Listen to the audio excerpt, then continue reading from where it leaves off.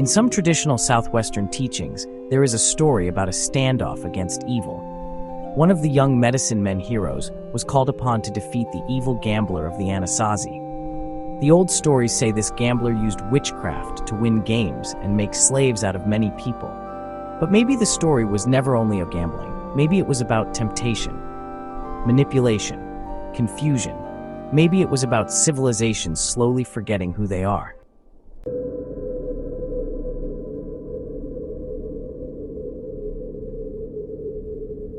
The world feels different now. Yeah, you can feel tension everywhere.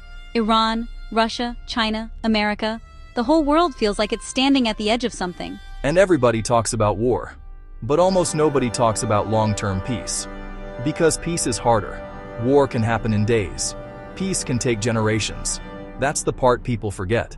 Real peace takes discipline, patience, memory, sacrifice. And civilizations that stop thinking long-term eventually become unstable. History repeats itself when people stop studying it.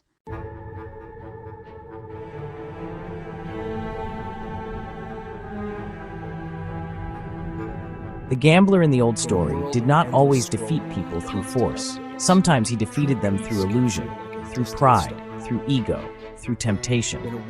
And maybe today, the witchcraft looks different. Maybe now it comes through endless noise, endless division, endless anger, endless distraction. People lose connection to family, to culture, to identity, to spiritual balance. And once people become spiritually exhausted, they become easier to manipulate. That may be the real danger of modern civilization. Not technology itself, but losing control of the human mind. The gambler no longer needs chains on the hands. Now the chains are psychological.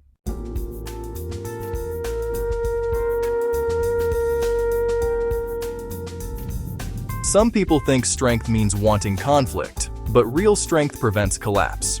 And long-term peace only exists when nations survive long enough to create it.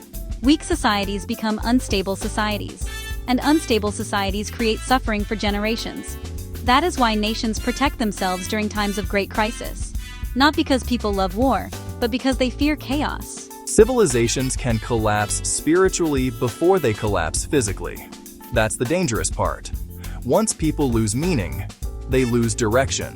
Once they lose direction, they become vulnerable to almost anything.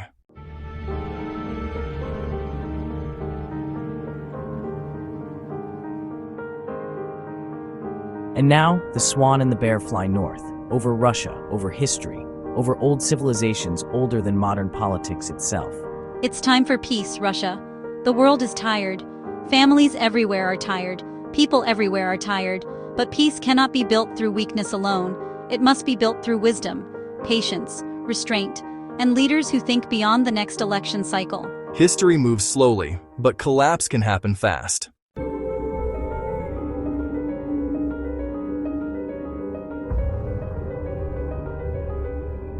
The deeper battle today may not even be physical.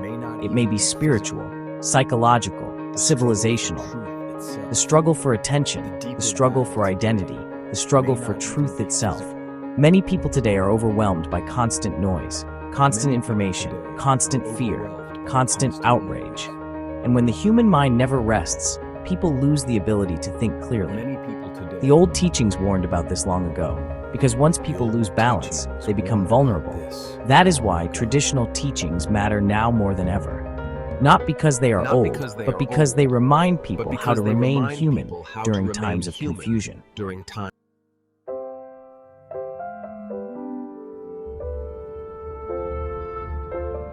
Maybe every generation faces its own gambler.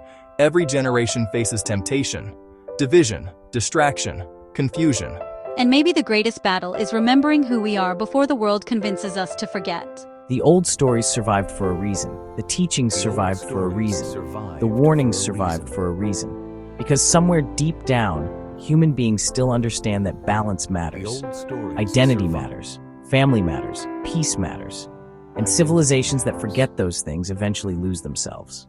Family.